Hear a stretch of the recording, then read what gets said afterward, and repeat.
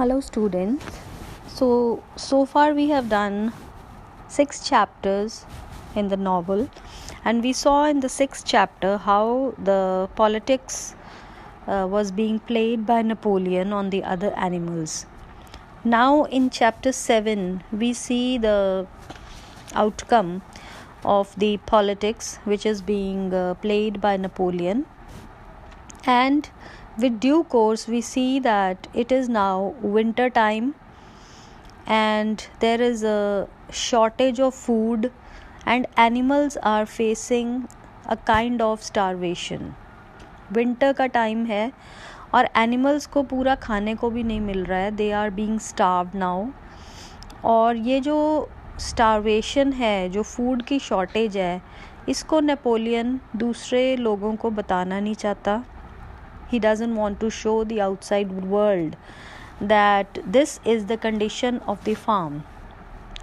And due to this, Napoleon fills the grain bins with sand.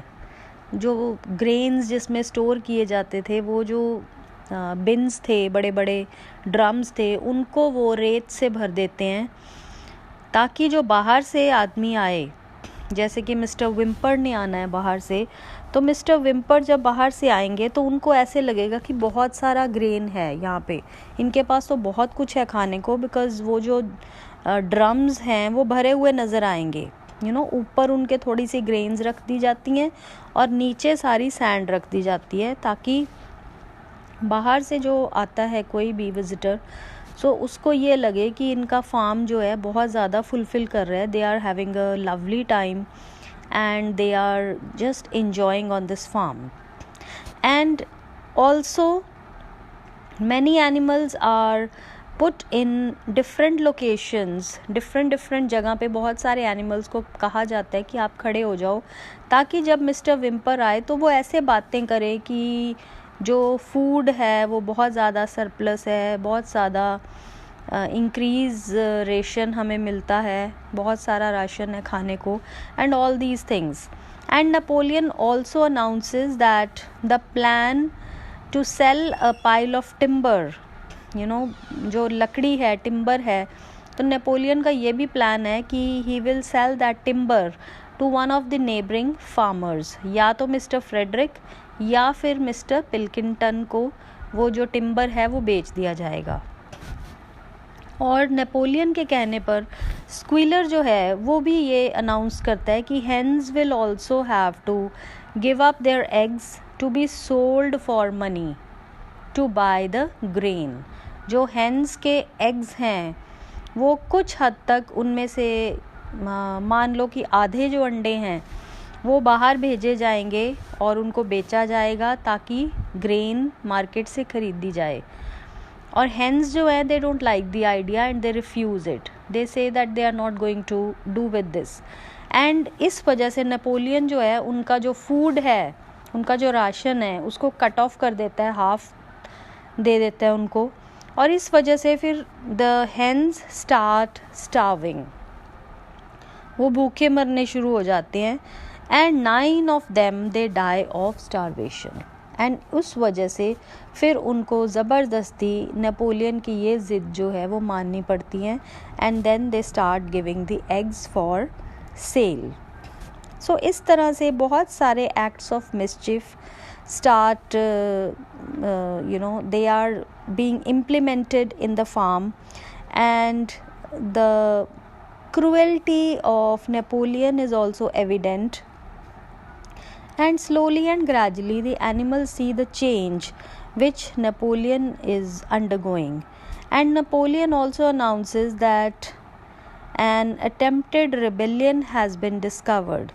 किसी ने rebellion किया है. And several of the farm animals are executed. बहुत सारे जो farm animals हैं उनको मार दिया जाता है. और इस वजह से the remaining animals, they react with fear and horror. They are really filled with fear because they feel that इस वजह से तो कोई भी मारा जाएगा, and they feel very insecure because of this.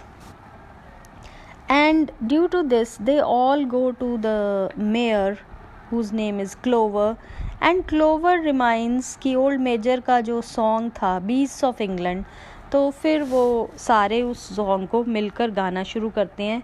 लेकिन उसी वक्त नेपोलियन जो है he gives the orders that this song will no longer be sung. वो सॉन्ग को भी वो बैन कर दिया जाता है, बीस्ट्स ऑफ इंग्लैंड वाले सॉन्ग को, and they replace the song with animal farm never through me shall thou come to harm. So this is the new song which is being introduced by Napoleon in this chapter.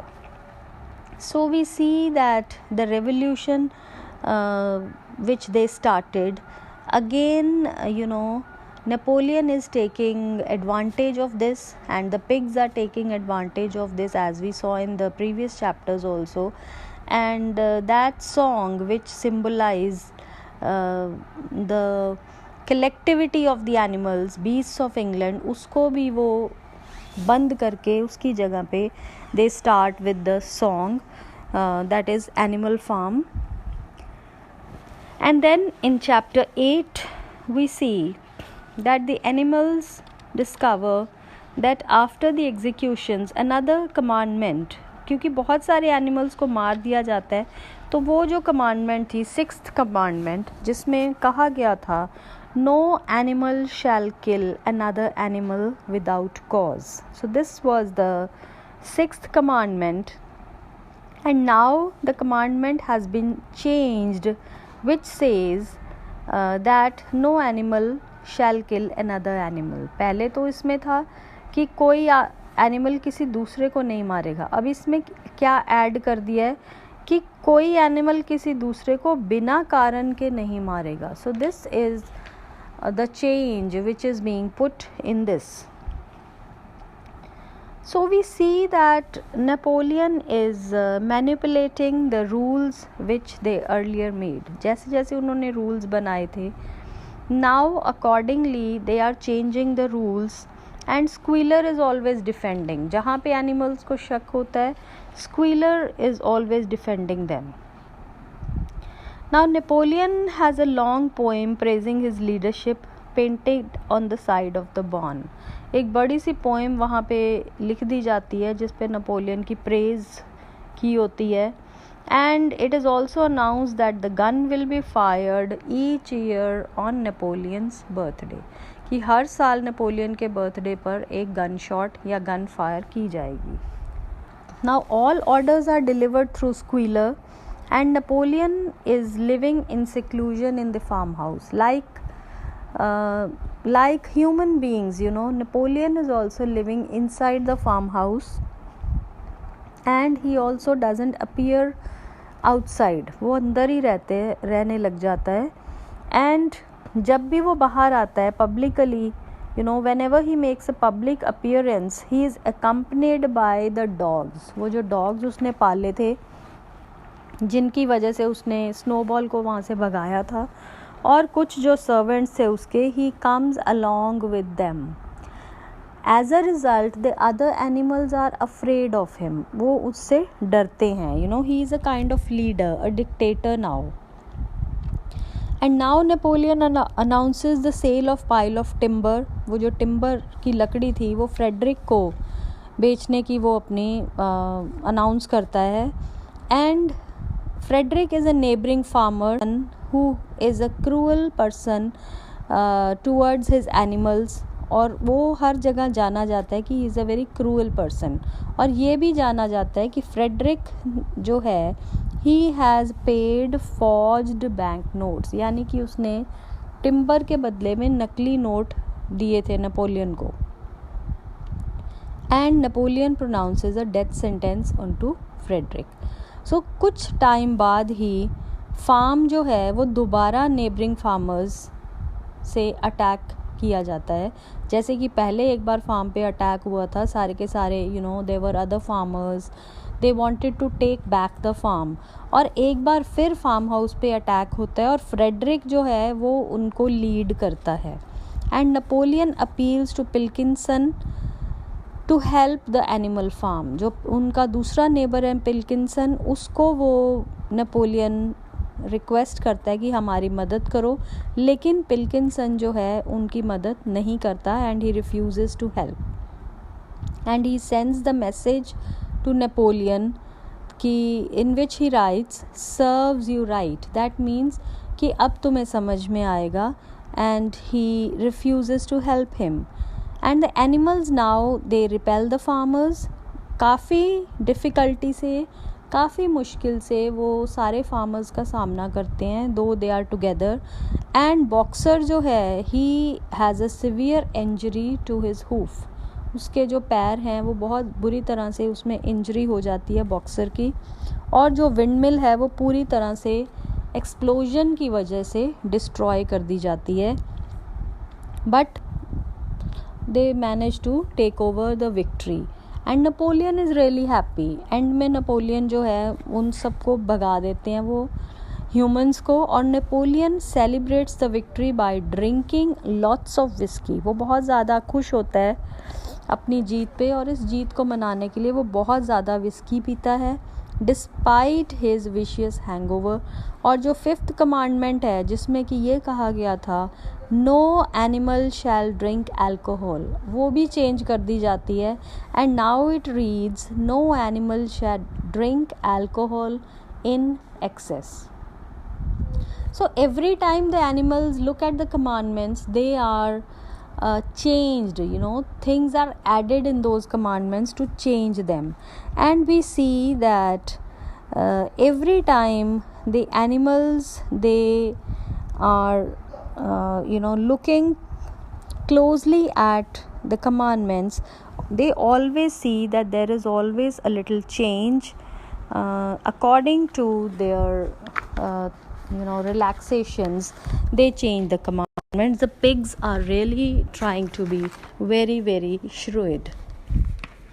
Now in the next chapter, that is chapter 9th, we see that more and more the animals begin to think about the generous retirement plans and about the early revolution.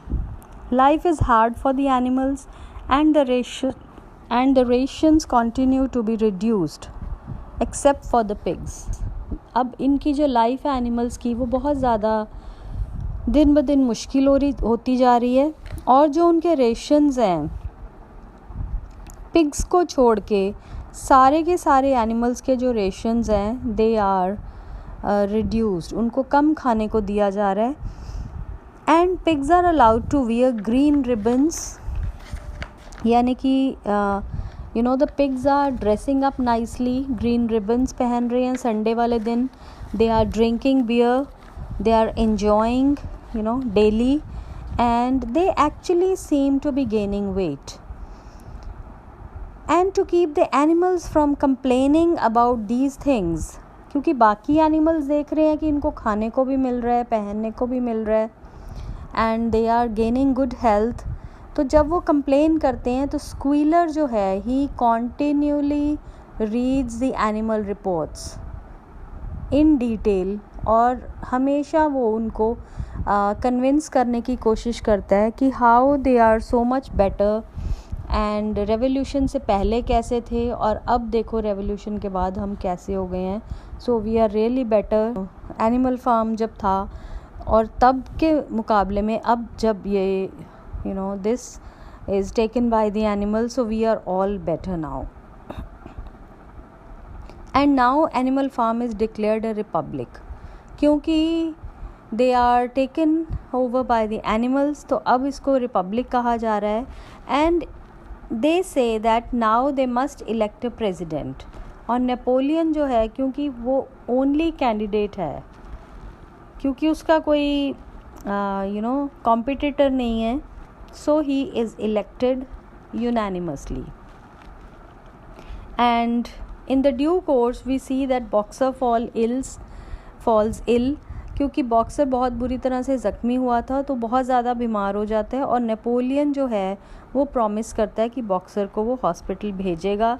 लेकिन जब truck आता है, the animals read the sign on the truck and they discover that Boxer is taken to the butcher's not the hospital, कि वो जो boxer है उसको ख़त्म करने के लिए भेज दिया जाता है, ना कि उसको ठीक होने के लिए.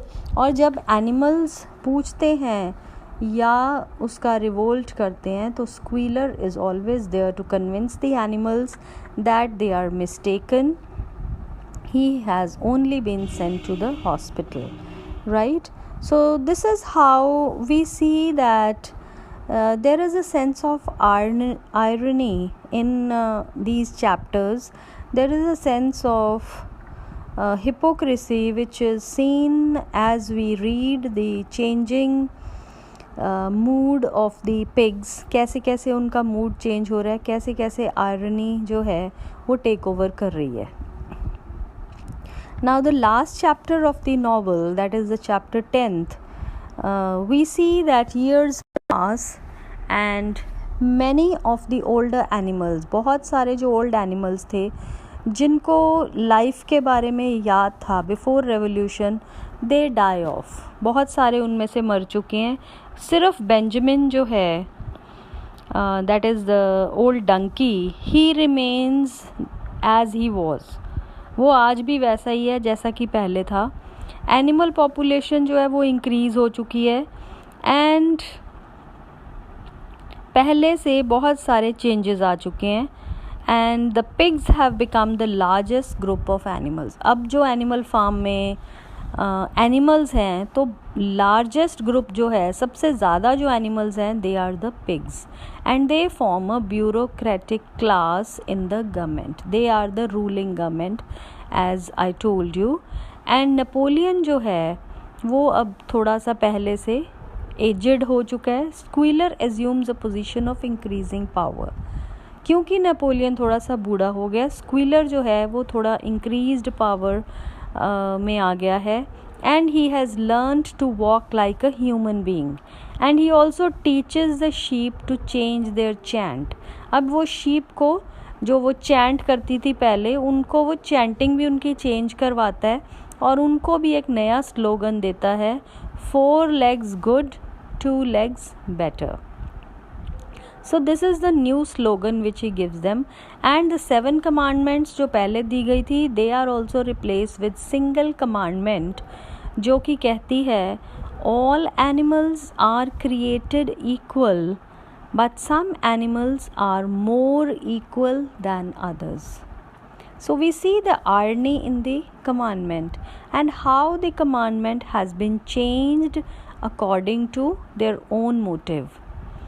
The animals are now again uneasy by the new political developments. जो पुराने एनिमल्स हैं उनको तो पता ही है और वो बहुत अनईजी फील करते हैं जैसे जैसे पॉलिटिकल डेवलपमेंट्स हो रही हैं. बट दे कंफर्ट देमसेल्व्स कि चलो एटलीस्ट उनका जो मालिक है वो ह्यूमन बीइंग नहीं है. सो इसी बात का उनको एक तसल्ली है और इसी बात का जो कंफर्ट है, Squealer is telling them again and again that at least they have no human master and they are by themselves, so this is the best thing. And this is what Squealer is doing, and he is seeking the approval of neighboring farmers for the efficiency and order at animal farm. तो अब जो है वो neighboring farmers को pigs invite करते हैं. They invite a group of townsmen to dinner. Town में से वो काफ़ी सारे लोगों को डिनर पर बुलाते हैं to inspect the efficiency of the farm. They are very proud of the farm, you know, and they call the townsman कि आओ आकर देखो कि हमारा जो फार्म हाउस है कितना अच्छा चल रहा है. And there are lots of man who are at the farm and they congratulate the pigs on their achievements. वो बहुत खुश होते हैं कि आपका फार्म बहुत अच्छा चल रहा है and they congratulate all the pigs for the achievement and noting that the animals at animal farm did more work and required less food. वो इस बात से भी बहुत ज़्यादा impressed हैं कि यहाँ पर animals बहुत ज़्यादा काम कर रहे हैं, बहुत ज़्यादा produce कर रहे हैं और उतना खा भी नहीं रहे हैं जितना कि कंज्यूम करते हैं आमतौर पर एनिमल्स. सो इस बात के लिए वो बहुत खुश हैं और वो पिग्स को कॉन्ग्रेचुलेट कर रहे हैं, the guest, you know. And Napoleon refers to the farm animals as the lower classes. Napoleon, बाकी animals को lower classes का खिताब देता है. And he announces that Animal Farm will take back its original name of the Manor Farm. अब वो कहता है कि ओरिजिनल जो नाम था एनिमल फार्म का वही दोबारा से रख दिया जाएगा. And towards the end of the novel we see that and the animals watch the dinner proceedings. End में एक उनका मैच चल रहा है, animals, the pigs and the human beings, और बाकी एनिमल जो हैं वो dinner proceedings outside through the window they are watching. बाहर विंडो से वो अंदर जो हो रहा है उसको वो देखते हैं. And they realise with horror that the match is being done between the humans and the pigs. और देखने में ह्यूमन्स और पिग्स के जो फेसेस हैं they are almost alike. And they don't understand how the faces of the pigs are resembling the human beings. And they can no longer tell the pigs' face from the human ones. So this is the most fascinating part of the book, in which the main review, I will say, which the George Orwell has given. And in this section of the book, he tells us the most fascinating part of the story, that the animals have changed everything. The pigs break the ultimate rule about wearing human clothes. The animals are ignorant, so उस चीज़ का वो फ़ायदा उठाते हैं. And mister Jones के जो clothes थे wardrobe में, नेपोलियन उसको पहनना शुरू कर देता है. Towards the end we see that Napoleon is wearing a black coat. And lastly जब वो सक्सेस को enjoy कर रहे हैं, the last scene which we are talking about, and Orwell narrates that Mr. Pilkinson once again congratulated the pigs on low rations. This is what he writes: the long working hours and the general absence of pampering which had observed on Animal Farm. और 7 commandment जैसे मैंने बताया, they have changed it. और closing paragraph जो है, the last lines which Orwell writes in the novel, 12 voices were shouting anger, they were all alike. तो 12 आवाज़ें आ रही थी, ज़ोर ज़ोर से चिल्ला रही थी, और वो आवाज़ें भी सारी एक जैसी थी. No question now what had happened to the faces of the pigs. समझ नहीं आ रहा था pigs के faces को क्या हुआ है. The creatures outside looked from pig to man, and from man to pig, and from pig to man again, but already it was impossible to say which was which. So जैसे वो creatures, सारे के सारे animals, कभी man को देख रहे हैं, कभी पिग्स को देख रहे हैं. Again they look at the man and the pigs and they could hardly distinguish which is which, कि आदमी कौन सा है, पिग्स कौन से हैं. So we see towards the end of the novel how the pigs have imbibed the physical attributes, the qualities, the living style, and the dressing up, and even the posture, everything of the human beings. When they started, they were the pigs, and after the revolution, slowly and gradually they took up the animal farm, and like the dictators, they started dictating, and towards the end the pigs become a group of bureaucrats. और and में इतने ज़्यादा वो similar हो गए हैं animals और human beings कि पता ही नहीं लग रहा कि पिग्स हैं या ह्यूमन बींग्स हैं. So this is the irony which George Orwell has created in this novel, and we very well see how the pigs are behaving, and so it's a beautiful novel, I would say, depicting the society of the revolution which started in the history. Thank you so much.